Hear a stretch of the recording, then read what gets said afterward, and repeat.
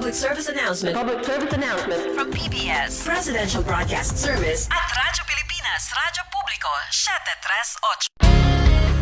Paano nga ba mag-register para magkaroon ng schedule sa Bagong Pilipinas Presidential Action Center? Narito ang mga dapat gawin. Gamit ang iyong mobile device, pumunta sa eGovPH app. Pwede itong i-download mula sa Apple App Store o sa Google Play Store. Gumawa ng account. Ilagay ang email address, valid mobile number, pagkatapos ay makakatanggap ka ng one-time code sa iyong email. Gamitin ang code sa eGov app para sa verification ng iyong account at ng mga impormasyong ibinigay. Congratulations! Meron ka ng eGovPH app account. Pwede mo na ma-access ang iba't ibang serbisyo ng gobyerno kabilang ang mga serbisyo sa Bagong Pilipinas Presidential Action Center. Ito ang Presidential Broadcast Service. Radyo Pilipinas. Radyo Publiko Ng Bagong Pilipinas para sa Bagong Pilipino. Naghahatid ng mahahalagang balita at impormasyon na guugnay ng pamahalaan sa sambayanan. Tulay sa himpapawid ng serbisyo publiko. Radyo Pilipinas. Radyo Publiko. Ang boses ng Pangulo. Sa Mega Manila, 738. Radyo Pilipinas. Radyo Publiko. Time check, it 7:34 in the evening. Alas 7:30 ng gabi na. Kinig nood na sa programang tampok ang mga viral topics sa internet. Vloggers ng Bagong Pilipinas. Vloggers ng Bagong Pilipinas. Alamin at unawain ang mga kwento sa likod ng mga paksang pinag-uusapan sa social media. Vloggers ng Bagong Pilipinas. Dito sa Radyo Pilipinas. Radyo Publiko 738. Ayun, magandang gabi sa ating lahat, no. Nandito naman po tayo sa ating lingguhang programa, ang Vloggers ng Bagong Pilipinas. Ako po ang inyong lingkod, si AJ13 Vlog, at magsama-sama po nating muli dito po sa ating programa sa Radyo Pilipinas. At syempre, maasama nating muli si Admin Rich, no, para bumate, no. Admin Rich. Visayas at Mindanao at sa lahat po nating mga kababayan dito po sa Pilipinas. Hello AJ, kamusta naman? Yan. Okay, AJ, no, ang Radyo Pilipinas ay mapapanood natin, no, sa lahat ng social media platforms sa pangunguna ng Facebook live streaming ng Radyo Pilipinas at 104.3 The Capital. Mapapanood din sa Free TV sa mga mayroong TV Plus, nasa Channel 3 ng ABS-CBN at sa For the Box Channels 45 to 49 ng GMA7. Mapapakinggan din kami sa Radyo Pilipinas 738 kHz sa inyong AM band. Bakit wala?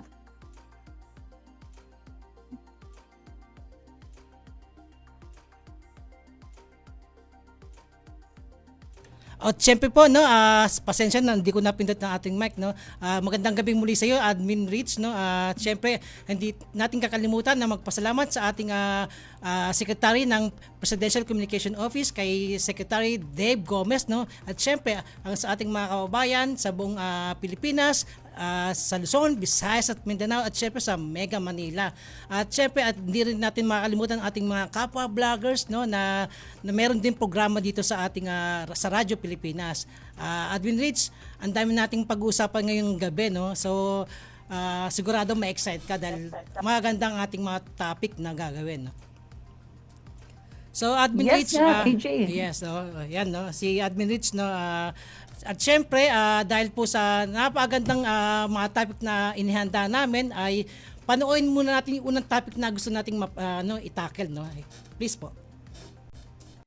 Good day mga idol! Pag-usapan natin itong latest na Okta research na kung saan they reported na bumagsak o bumaba ng 17% ang self-rated poverty noong last quarter ng 2025. Tara, pag-usapan natin! Alright mga idol, let's unpack what that Okta research finding really means sa isang simple, balanse at malinaw. Ano ang sinasabi ng survey? Self-rated poverty ang tinutukoy dito. Ibig sabihin, tinanong mga pamilya kung tinuturing ba nilang mahirap ang sarili nila.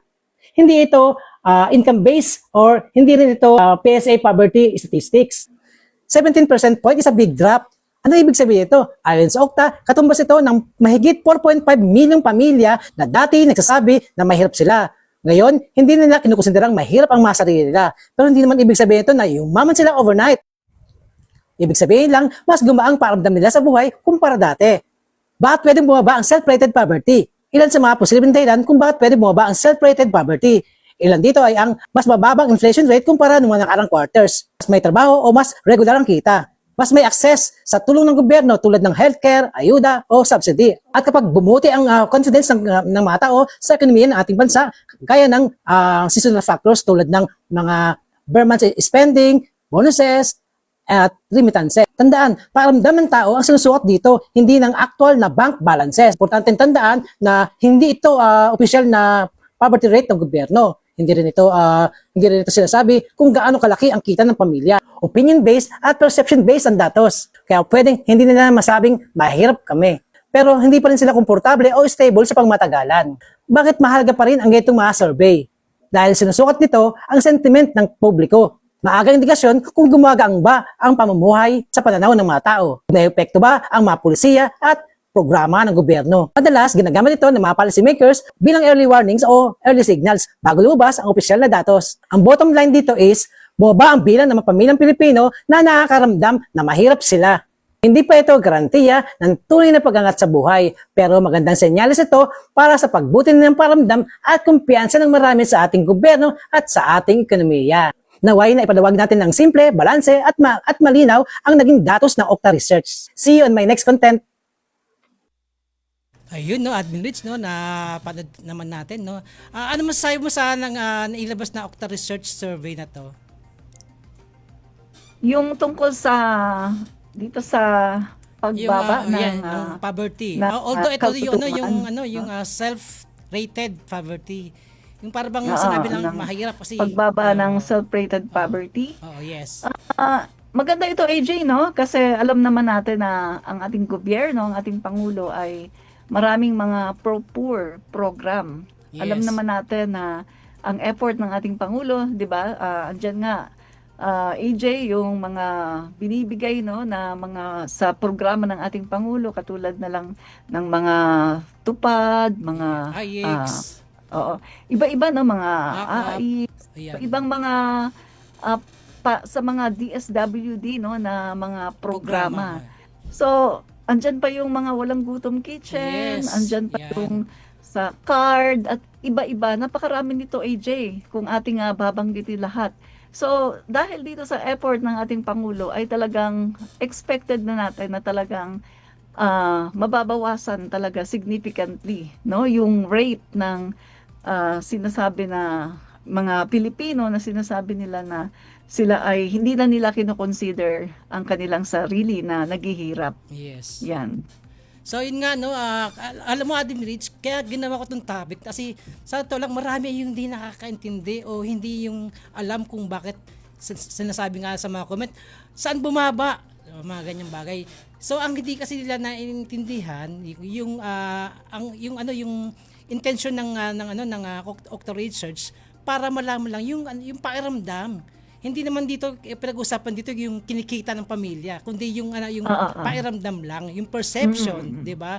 Yun ang kasi may ibang tao kahit mayroon namang kaya sabihin, mahirap kami.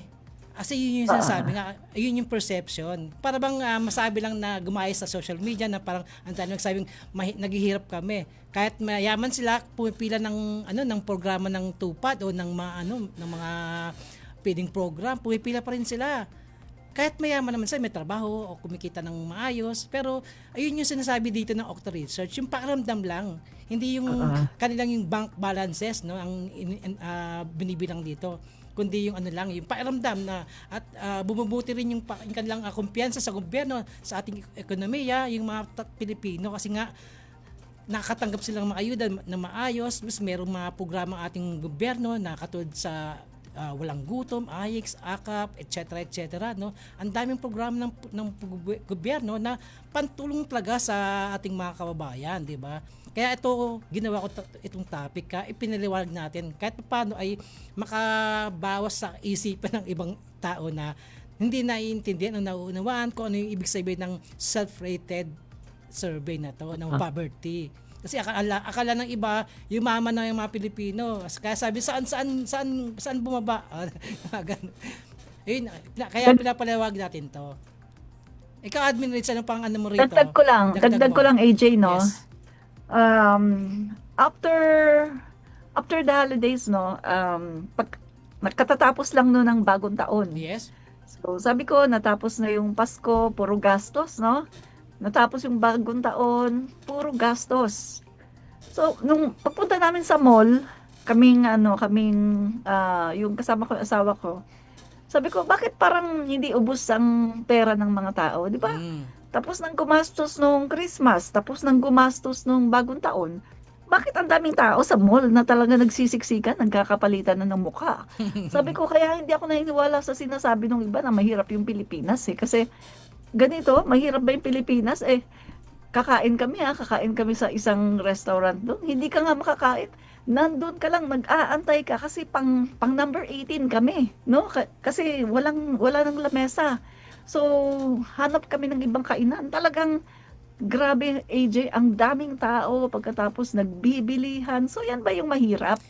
So, eto lang ang masasabi ko, AJ, no?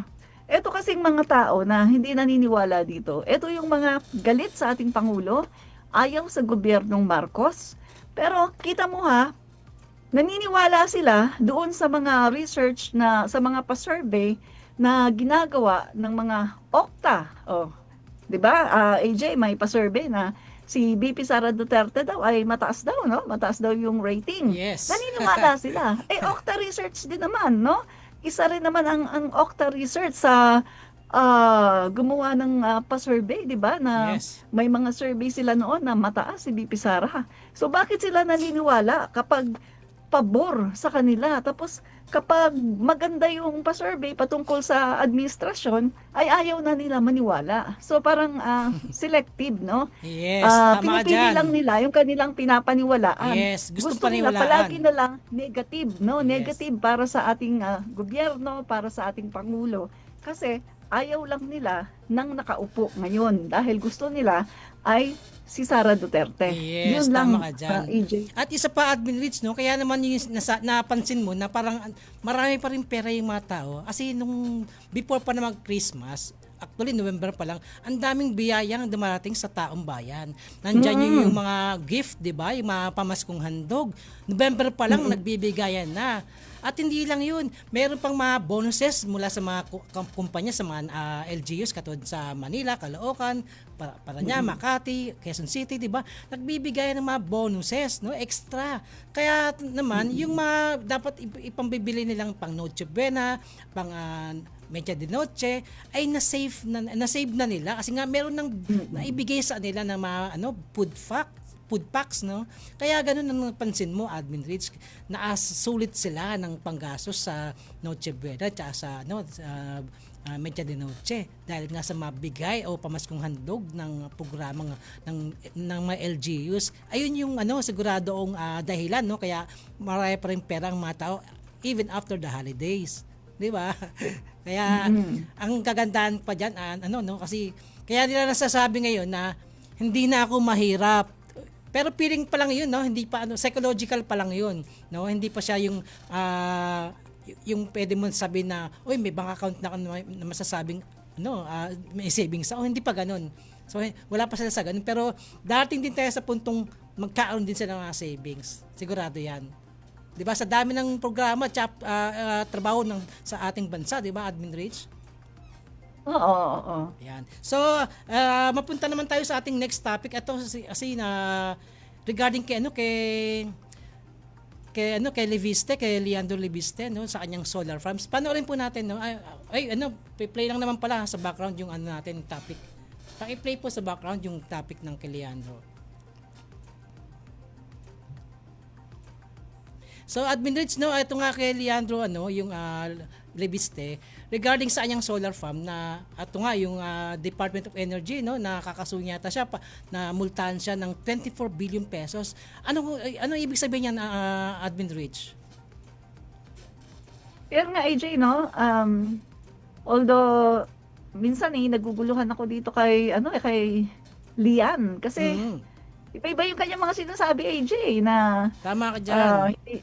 hindi daw minultahan yung kanyang negosyo na ano, yung isa daw na ah, yung parang yung binigay niya, no, yung yung negosyo na parang yung binenta niya, yun yata yung minultahan. Ang sabi naman nitong Meralco, hindi naman daw yun, no? Hindi daw sila yung mumultahan kasi kumbaga parang sinalo lang naman nila. So bakit sa kanila ipapasa yung responsibility, no? So parang ang gulo-gulo ng sitwasyon, AJ, no? Kasi iba yung sinasabi ni Lian, pagkatapos iba naman yung sinasabi ng Meralco, iba naman yung sinasabi din ni Secretary Garin. So, minsan sabi ko, ano ba talaga ano dito? Ano ba talagang totoo dito, no? So, pero parang AJ, may pagsisinungaling talaga siya, no? Yes, tama ka dyan. O, titingnan natin, may pagsisinungaling. Hindi niya sinasabi kung ano yung totoong nangyari, no? Kaya tayo, mga Pilipino, kailangan talaga nating i-research, no? Ano ba talaga yung tunay na nangyari dito? Kasi kahit ako mismo, naguguluhan ako, AJ. Kung papakinggan ko lang talaga siya, ay magulo, no? At yung ibang side naman, tapos yung kabilang side naman, ay naguguluhan din talaga tayo, mga Pilipino. So, kailangan nating intindihin kung ano ba talagang nangyari at nagkakaroon talaga ng mga misunderstanding dito, AJ, no? Kung Yes, tama ka ano dyan. ba talaga patungkol dito. Kasi nga itong si Leandro, ito yung kanyang Solar Philippines ay nagkaroon ito ng prangkisa sa ating gobyerno. Ito nga na-award sa kanya nung panahon ni Duterte. So, ang Department of Energy doon siya nakakuha ng prangkisa sa Department of Energy. Pero sa ngayon, sa dami-dami ng issue na ibinabato nitong si Lebiste, nandiyan na yung Cabral files, no? Nakisaw-saw siya sa flood control scandal, no? At ayun nga, nagawa niyang agawan o kuhanin ng walang paalam yung mga files sa kamay ni dating Undersecretary Cabral, no. So ngayon dahil sa sobrang maingay siya, pati tuloy yung kanyang sariling issue ay nahukay which is kaya naman pala siya nag-iingay para pagtakpan, no, masimentuhan niya yung pagsisimula ng pag-leak o pagsingaw ng kanyang sariling issue regarding dito sa may Solar Philippines. Ayan po ang nangyayari ngayon diyan. Kaya siya ngayon ay nagkakaroon ng issue regarding diyan sa may Solar Philippines na hindi niya nagampanan yung mga proposal na ibinigay niya sa ating gobyerno na magpo-provide siya ng malinis na kuryente at mas murang kuryente. Pero ang nangyari, wala siyang natupad sa mga naging mga legalities nung pagkukuha ng mga pangako na yan, no. So ano masasabi mo diyan, Admin Neds, na hindi niya tinupad yung mga kanyang Yung AJ, no, responsibility? sabi nga nung isang narinig ko, no, sa social media, itong ginawa daw, no, ni Lian Leviste, parang tinuturing siya na kung merong ghost flood control projects, eto naman yung ghost solar projects. Yes. Kasi naging ghost, AJ, Naging no? ghost talaga, as in. So, ang sabi dito, no, merong 7 solar project sites ang basta na lang niyang iniwan, no? Mga naging ghost projects, ghost solar projects noong 2022. Tumigil ang operasyon ng solar para sa bayan. At sinubukan niya ito na ipamigay, no, sa LGU, pero wala daw tumanggap. At hanggang ngayon, AJ ay hindi naman niya nagawa yung kanyang responsibility. So tinanggal na lang yung kanyang franchise, 'di ba? Kasi Yes, at tama ka pagkatapos yan nga pinagmumulta nga siya. Yes. So, etong pagdating dito sa pagmumulta, eto medyo naguguluhan ako, AJ, kung sino ba talaga yung magmumulta kasi iba yung sinasabi niya at iba din yung sinasabi nung nakabili, no? So, ano ba talagang diyan, no? Kailangan natin tong siguruduhin kung sino ba talaga yung magmumulta. Siya o yung nakabili na sinabi niya, yun daw ang magmumulta, pero dinideny naman ng nakabili, no? Meralco, dinideny naman nila na hindi daw sila yung magmumulta. Ayan na nga Sa tingin nangyayari, mo, Admin AJ, Rich. ano bang totoo dyan? Sa ito lang, Admin Rich, wala pa talagang malinaw kung sino talaga dapat magbulta. Pero sa tingin ko, siya talaga yung magmumulta dahil siya yung kumuha ng prangkisa. Siya yung kausap ng gobyerno. Kaya siya yung magmumulta Correct. talaga. Kasi siya yung kausap eh. 'Di ba? Kung ano yung binenta mo ay hindi na problema 'yun ng gobyerno dahil ikaw kausap nila. Kaya ikaw dapat magmulta. Kaya sa ngayon kasi ang sinasabi nitong si Libiste, ayan, wala na siyang alam. Samantalang with regards to flood control, ang dami niyang sinasabi, ang dami niyang alam, 'di ba? Pero ngayon sa sarili niyang kumpanya, sa sarili niyang issue, wala na siyang alam. 'Di ba? Ayan ang Correct, kasi sa totoo lang din hindi naman mapupunta sa kanya yung prangkisa na 'yan kung wala tumulong sa kanya o kasabwat mula sa itaas during Duterte's time. 'Di ba? Paano mapunta sa kanya 'yan? tama. Una-una baguhan siya.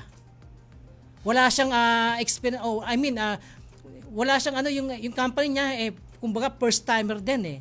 Pero sa kanya napunta yung prangkisa sa regarding sa solar na to at sa buong Pilipinas pa yan nationwide ang laking prangkisa niyan, sabi nga ng iba super franchise, di ba? So Correct. kasabot nga sabi na kasama sa kanya, tumulong sa kanya dito ay kanyang ina na si Loren Legarda. So dapat din magpaliwanag yung nanay kasi sa totoo lang when it comes to delikadesa during that time na kinukuha itong prangkisa ay senador, no? Incumbent senador si Loren Legarda. So, True. bakit napayagan yung ganyang klase ng mga pagbibigay ng mga prangkisa o ng mga proyekto? Tapos Correct. hindi man pala magagampanan. Ano 'yun? Para lang nakaw-nakaw? Ano masabi mo, Admin Rich, sa mga ganyang issue na tinulungan ng kanyang ina itong si Libiste? Kasi Ayun nga, sa AJ, bibig din ni Libiste lumabas, di ba? Sa bibig niya. malinaw naman yan, no, na merong conflict of interest, AJ, no? Kasi, Yes. at saka, ang pagkakaalam ko, meron silang, itong nanay niya ay may nilabag, no? Kasi, Yes, totoo syempre, yan. government official Yes. siya. Pagkatapos, tinulungan niya mismo yung anak niya anak mismo, na maka-acquire, no, nitong franchise.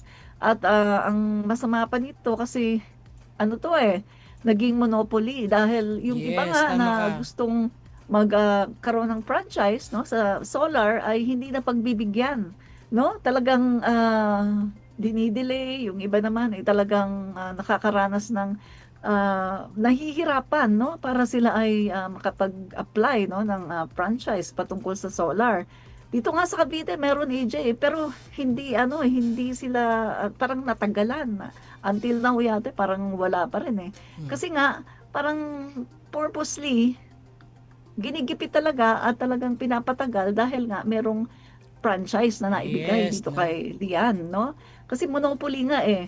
Buong Pilipinas sa Yes, kanya tama lang, ka, siya lang Admin yung Rich. pwede, no, na mag-provide nitong solar na to, no? So, pagkatapos bigla na lang dahil siya ay tumakbo Yes. na kongresista at siguro nakita niya na eto puputok na yung problema na yan. So, ang ginawa niya ay pinakawalan na lang niya basta-basta na hindi naman niya dapat na ibinebenta yon dahil yun nga ay nakakontrata. Yes, Pero may no? sinasabi naman siya, AJ, hindi naman daw niya binenta yung merong franchise, no, na nag-grant ng Congress. Dahilan na lang niya yan Sa totoo lang, ang daming pero dahilan yung iba namang mga sinasabi, iba rin eh. No? So, sabi ko, ang gulo nito, itong issue na to, no? So, Ayan. ano ko, AJ, So, tingnan na lang Admin Rich, natin, no, anong mangyari dito Kaya nga sa ang dyan, mga susunod na araw. Admin Rich, sa sa bilyong-bilyong usapan para sa proyektong solar farm, pero pag in terms of accountability, wala nang alam. Ano yan? Hindi naman niya makukuha yung mga ganyang proyekto kung walang connection sa itaas o kasabwat sa itaas. So, ganun pa man, Admin Rich, dapat talaga na mabusisi ng gusto ito sa kakahalukay o kakatalo niya sa ibang yung issue niya pala ang dapat na na dinggin ng bayan, no, na mabusisi. Kaya sa totoo lang, admin leads, hindi lang yung ahensya ng yan, marami pang ahensya ang may mga ghost project, no. Kaya pasalamat na rin tayo kay Libiste dahil sa siya nagpasimula na mabuksan itong mga issue regarding sa mga ghost project o yung mga skandalo sa ahensya ng pamahalaan, especially dito sa DOE, sa Department of Energy. Marami yan, malaki rin yan. Mas malaki pa nga yan kaysa sa Department of DPWH, di ba? Kasi nga, alam naman natin na itong dating commissioner, presidente niyan, si Gusi ay nakasuhan na, no? 'Di ba? Nakasuhan din siya regarding sa issue diyan sa Department of Energy. So, admin leads, no? Ano pang may dadagdag mo? Wala na, AJ. Oh, yun. Sige. Okay na ako So, pupunta lang tayo sa ating next na topic kasi nga, no, ang dami nating gagawin topic dito. Pero before that, no, break muna tayo, no, para sa 8 o'clock. Okay. Magbabalik ang Vlogs ng Bagong Pilipinas. Paano nga ba mag-register para magkaroon ng schedule sa Bagong Pilipinas Presidential Action Center? Narito ang mga dapat gawin. Gamit ang iyong mobile device, pumunta sa eGovPH app. Pwede itong i-download mula sa Apple App Store o sa Google Play Store. Gumawa ng account. Ilagay ang email address, valid mobile number, pagkatapos ay makakatanggap ka ng one-time code sa iyong email. Gamitin ang code sa eGov app para sa verification ng iyong account at ng mga impormasyong ibinigay. Congratulations! Meron ka ng eGovPH app account. Pwede mo na ma-access ang iba't ibang serbisyo ng gobyerno kabilang ang mga serbisyo sa Bagong Pilipinas Presidential Action Center. Ito ang Presidential Broadcast Service Radyo Pilipinas. Radyo Publiko ng Bagong Pilipinas para sa Bagong Pilipino. Naghahatid ng mahahalagang balita at impormasyon na guugnay ng pamahalaan sa sambayanan. Tulay sa himpapawid ng serbisyo publiko. Radyo Pilipinas. Radyo Publiko. Ang boses ng Pangulo. Sa Mega Manila, 738. Radyo Pilipinas. Radyo Publiko 7:30 ng gabi na. Kinig nood na sa programang tampok ang mga viral topics sa internet. Vloggers ng Bagong Pilipinas. Vloggers ng Bagong Pilipinas. Alamin at unawain ang mga kwento sa likod ng mga paksang pinag-uusapan sa social media. Vloggers ng Bagong Pilipinas. Dito sa Radyo Pilipinas. Radyo Publiko 738. Ayun, nagbabalik ang Vloggers ng Bagong Pilipinas dito po sa Radyo Pilipinas. So, ayun, Admin Rich, no, ang next topic natin, ito yung sa sobrang, alam mo, sa panahon ngayon, taglamig pa rin. Kaya yung hindi maiwasan yung magkasakit ka, sipon, ubo, whatever. Dahil especially kapag na-overwork ka na, no, na-overfatigue ka na. Ako man, di ba, hindi na, inuubo rin ako kasi nga, sa apuyat, kaka-edit ng mga content, napupuyat na tayo. Itong ating topic ay ang ating Pangulo naman ang nagkaroon ng sakit, no? So, panoorin natin na buong detalye. Magandang araw, Malacanang Press Corps. We have an official statement. The President spent the night under medical observation as a precautionary measure after experiencing discomfort. His doctors advise rest and monitoring, and his condition remains stable. The President continued to carry out his responsibilities while under medical observation and has returned to Malacanang. Thank you. Ayun, Admin Rich, napad natin. Ikaw, Admin Rich, anong masasabi mo sa sobrang sipag nating Pangulo ay nagkasakit na? Siyempre, AJ, no, lahat naman talaga ng tao talagang magkakasakit. Lalo na yung Pangulo natin, senior citizen Yes. na. Tapos sobrang sipag.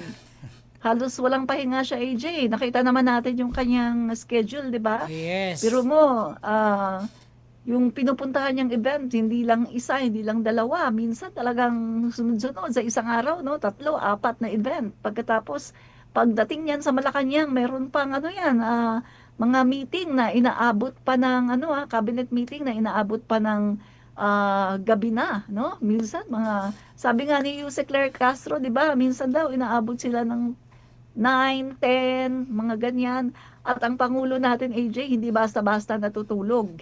Dahil talagang bago siya matulog, ay nagre-review muna siya, no? Nire-review niya yung mga kailangan niyang basahin, no? Lalong-lalo na kapag yung may mga dapat siyang i-review na batas, no? Na dapat niyang pirmahan. At nag-aaral siya, no? Patungkol sa iba-ibang mga issue sa lipunan at para malaman niya kung ano yung mga solusyon dapat. So napakaraming trabaho ng ating Pangulo, ang dami-dami niyang ino-overseer. Kaya hindi natin ma-expect talaga natin na kapag sobra ng pagod at wala masyadong pahinga ang ating Pangulo, syempre tao lang yan, magkakasakit talaga, no? So ang kailangan ng Pangulo natin ngayon ay talagang magpahinga siya. Lalong-lalo na AJ, merong mga nagpe-fake news at natutuwa. At yung iba nga ay sabi ay wala na daw yung Pangulo natin. Alam niyo naman, 'di ba? May mga excited, no? Yung mga green crocodiles. Excited sila na mawala yung Pangulo natin. So, sorry na lang kayo dahil ang Yes. Pangulo namin ay healthy. Magkasakit man 'yan ay gumagaling dahil healthy siya eh. Hindi siya kumbaga clean living ang Pangulo namin. Hindi umiinom umiinom man ng alak yan, social drinking lang kapag may okasyon at konti lang, hindi lumalaklak. Hindi rin naninigarilyo. Take note ha, hindi naninigarilyo. Okay, panoorin naman natin ang pahayag ni Pangulo patungkol dito. Sir, good afternoon. Kanina po ay natanong tayo sa MPC kung nagkita na daw po tayo. Since nandito po ako sa one of your events, sasamantalahin ko na po. Kamusta na po kayo, sir? How are you feeling today? I'm fine. I'm feeling very different from the way I was feeling before. Naayos na yung problem. What happened was I now have diverticulitis. It's a common complaint amongst apparently people who are heavily stressed and people who are, I have to admit, growing old. Overwork kayo, sir eh. Di ba sinabi ng doktor na hinay-hinay muna? No. Well, yeah, of course, lagi naman sinasabi ng doktor sa akin yun. Pero paano mo naman gagawin yun? Ang daming trabaho. So, sir, ano mensahe niyo doon sa mga taong nais na kayo mawala sa pwesto? Okay, huwag kayo muna masyado ma-excited dahil it's not a life-threatening condition. So, sir, wala kaming dapat ipag-alala? Wala. Huwag kayo mag-alala. The rumors of my death are highly exaggerated. Thank you, sir. Thank you so much. No, napanood naman natin yung naging ni Pangulong Marcos, no. At syempre, expected naman natin na wala namang ganong kalala o hindi namang ganong malala ang naging sakit ng ating Pangulo. Normal lang naman sa ating mga tao o bilang isang senior citizen nga katulad ng sinabi mo na nagkakasakit, no. At ikaw, Admin Rich, okay na ba yung sakit mo? Yung ubo mo, sipon mo? Admin? Hindi pa makasagot si Admin Rich. Hello, Admin Rich. Ayan na. Ano masasabi mo? Ikaw ba? May sakit ka ba? Okay na ba yung ubo Dinig mo? mo na ba ako? Yes, no? Yan. Kasi nawala yung aking wala kang signal. So, ayun na nga, no, napanood naman natin yung sagot ng ating mahal na Pangulo na wag daw mabahala, at wag ring excited yung mga nangangarap na mawala na sa pwesto ang ating mahal na Pangulong Bongbong Marcos. So, hindi naman daw ito life-threatening yung kanyang naranasang sakit, no? Ayan. Ikaw, Admin Rich, ano sabi mo sa mga nananalangin na yan?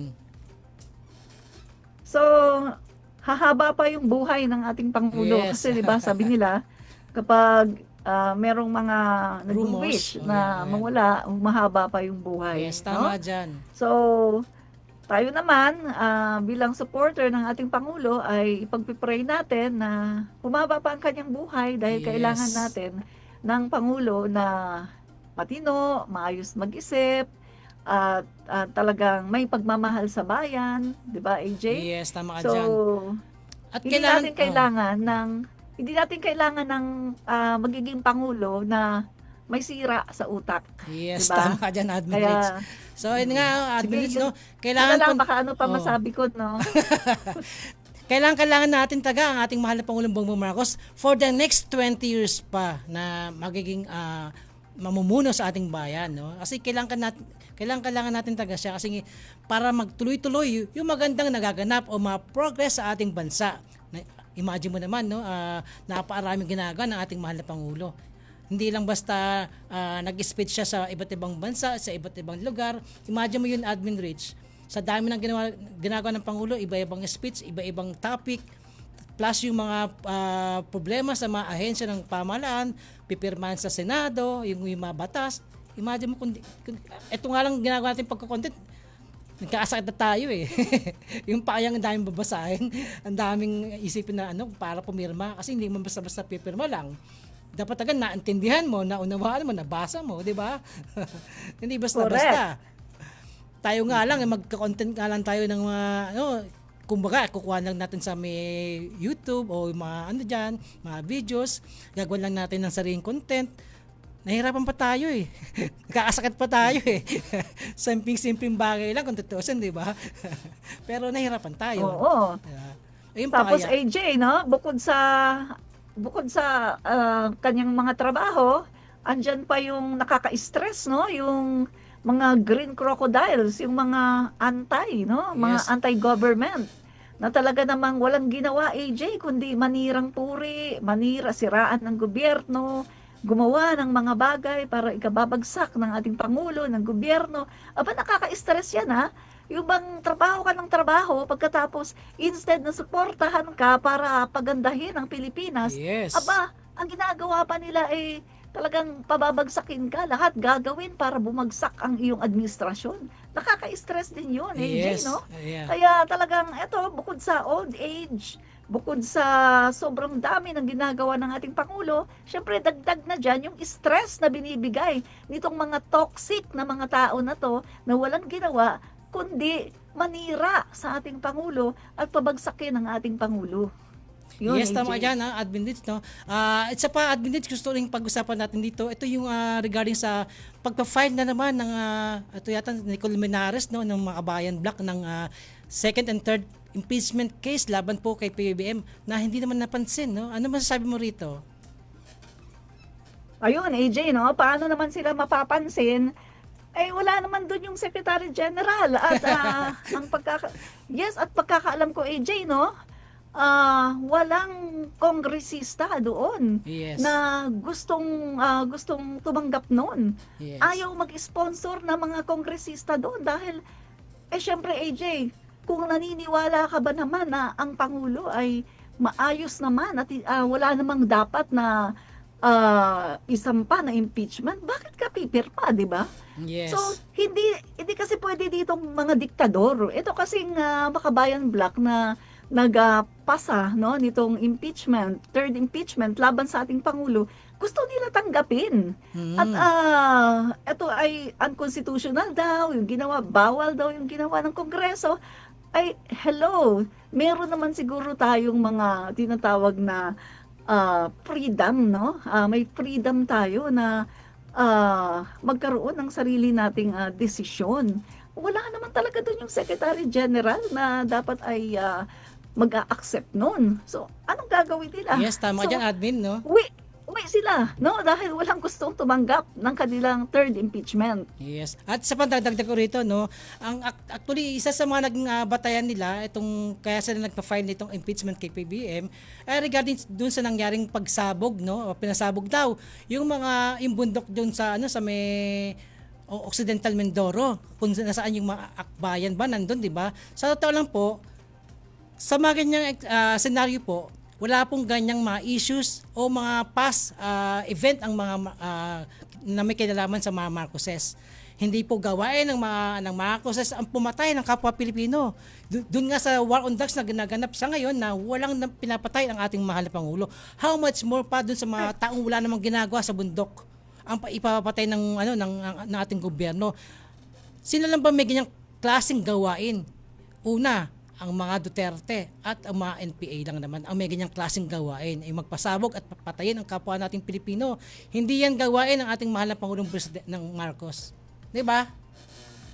Correct. Dapat mag-isip Tama ka sila. dyan, AJ. Dapat mag-isip sila. Matalino sila, 'di ba? Akala ko matalino sila, ba't di nila naisip 'yun? Na never gumawa ng ganyang aksyon ang Pangulo. Ikaw, Admin Rich, ang madadagdag mo? Madadagdag ko lang dyan, no? Instead na, hindi kasi sila marunong pumili ng kanilang kanilang battle, no? Yung bang nakikita nila ngayon, ang Pangulo natin, gumagawa ng lahat ng paraan para talagang ang mga korupsyon, no, sa gobyerno, sa DPWH, nakita naman nila, AJ, yung reforma na ginagawa ng Pangulo natin, yung effort na ginagawa ng Pangulo natin, pagkatapos gusto pa nilang ipa-impeach dahil gumagawa sila ng mga issue na wala namang batayan, no? Yes, Patungkol tama ka ito yan, Admin sa Rich. sinasabi pa, AJ, no, na kasalanan daw ng Pangulo dahil eto daw paglabas nga itong korupsyon daw na ito, yung pag-create daw ng ICI ay ito. Okay, no? Dahil, oo, alam daw ng Pangulo na siya yung may mastermind dito. So, AJ, ano ba yan? What a mindset, no? Okay, Sabi ko tama. nga, napakahirap patunayan itong mga ibinibintang nila sa ating Pangulo. Sobrang hirap niyan patunayan. Dapat nga ay nagpasalamat sila dahil kung hindi naman ito ibinunyag ng Pangulo natin, ay wala namang ganitong investigasyon na mangyayari. Okay, At Admin. darating pa yung mga next generation na wala tayong alam kung ano talaga ang tunay na nangyayari sa mga proyekto, sa flood control, kung bakit tayo lagi na lang binabaha, AJ, at hindi na tumitigil ang baha sa Pilipinas. So, Admin no? Rich, no? Grabe. So, Admin Rich nga, no? Mapunta tayo sa ating next topic, no? Panoorin po natin ang buong detalye sa video. Sapat at maasang kuryente para sa buong bansa. May magandang balita ang ating mahal na Pangulong Bongbong Marcos. Magandang araw po sa ating lahat. I am pleased to inform everyone that for the first time in over a decade, a significant natural gas discovery has been made. The discovered reservoir, called Malampaya East 1 or MAE-1, is located about 5 kilometers east of the existing Malampaya field. The MAE-1 is estimated to contain around 98 billion cubic feet of gas in place. Katumbas nito ang halos 14 na bilyong kilowatt-hour ng kuryente sa isang taon. Ibig sabihin, makakapag-supply ito ng kuryente sa mahigit 5.7 milyong kabahayan, 9,500 na gusali o halos 200,000 paaralan sa loob ng isang taon. Wow naman! PBBM good news talaga. Sa pagkakatuklas ng natural gas sa Malampaya East 1, isa itong napalaking hakbang para palakasin ang energy security ng ating bansang Pilipinas. This helps Malampaya's contribution and strengthens our domestic gas supply for many years to come. Initial testing showed that the well flowed at 60 million cubic feet per day.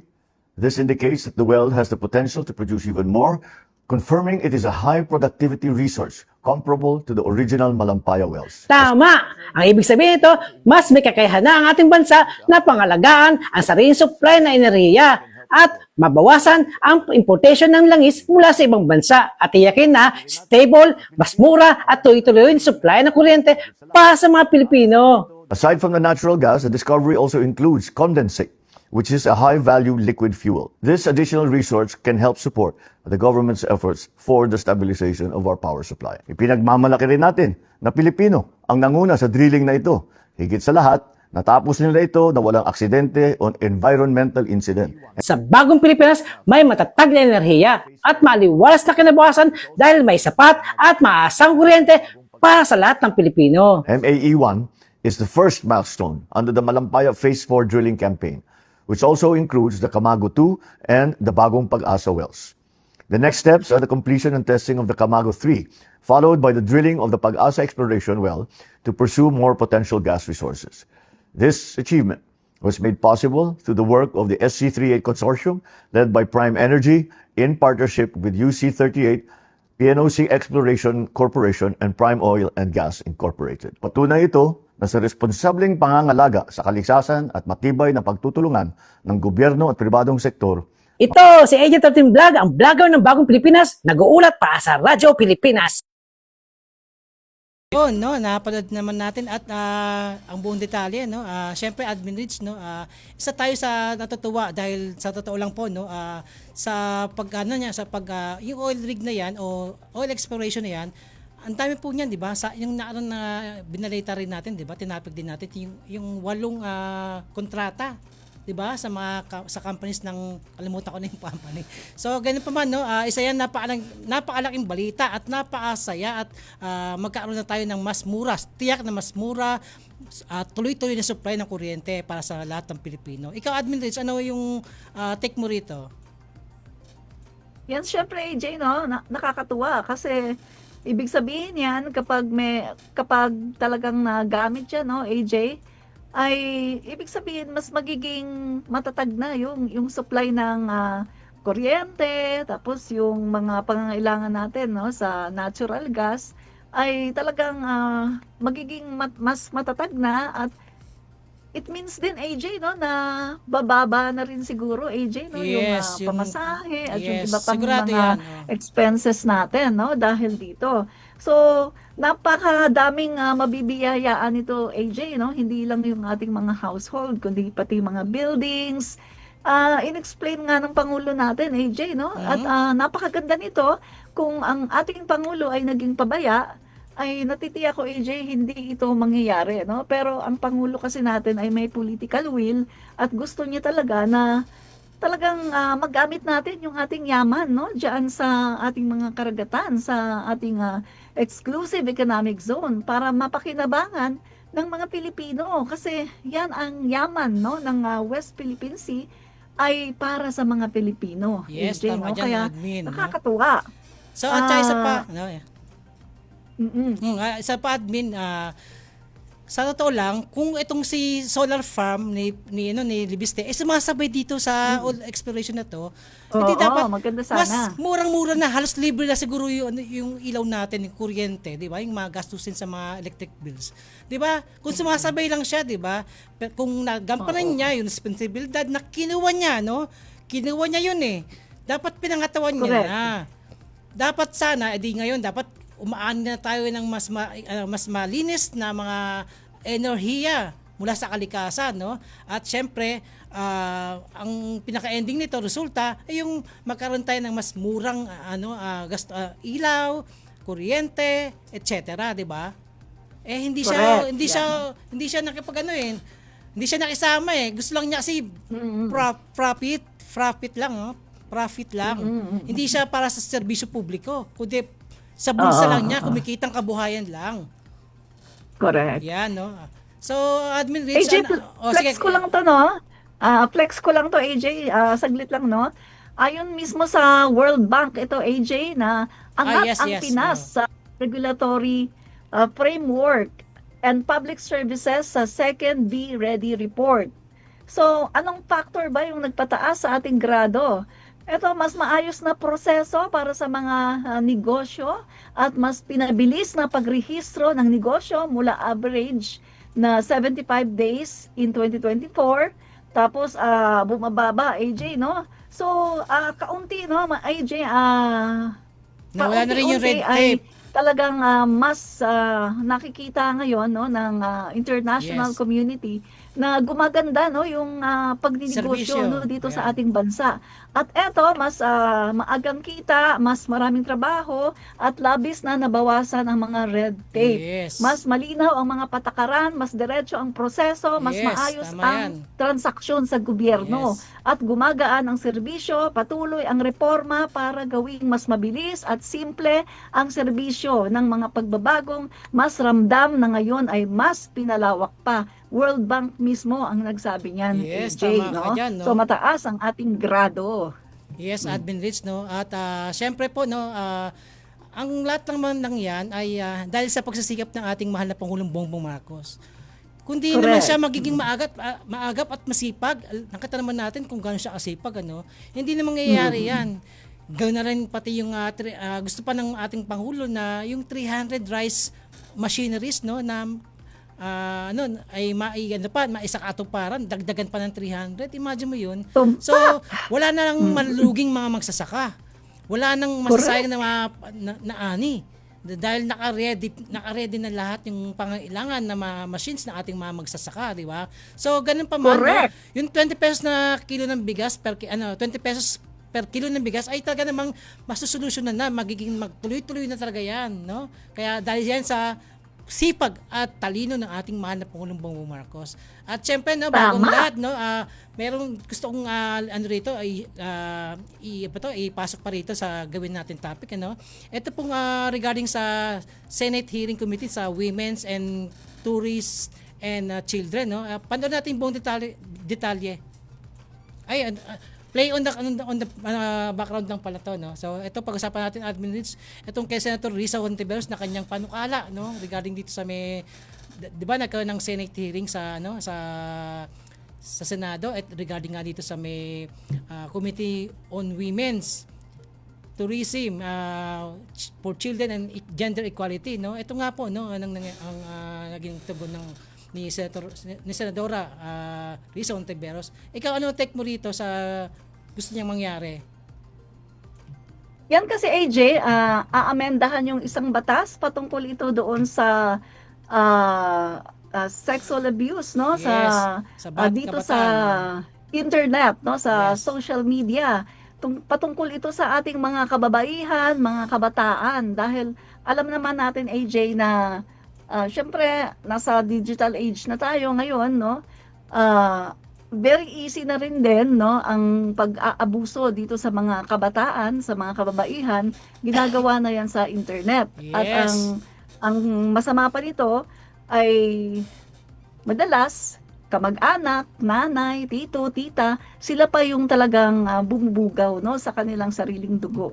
So dito AJ, no, merong isang batas na aamyendahan para nga AJ ay talagang with cooperation ng iba-ibang mga Yes. ahensya ng gobyerno, no, katulad na lang ng turismo, yan, at yung sa human rights at sa iba pa, no, para eto nga AJ ay mapigilan, no, itong mga nangyayari dito sa ating mga kababaihan, mga kabataan na nagiging biktima ng pang-aabuso. Yes, Kasi Admin hindi Rich, naman no? nila deserve bilang mga kabataan, mga kababaihan na mabiktima ng mga sexual abuse, sexual exploitation, no?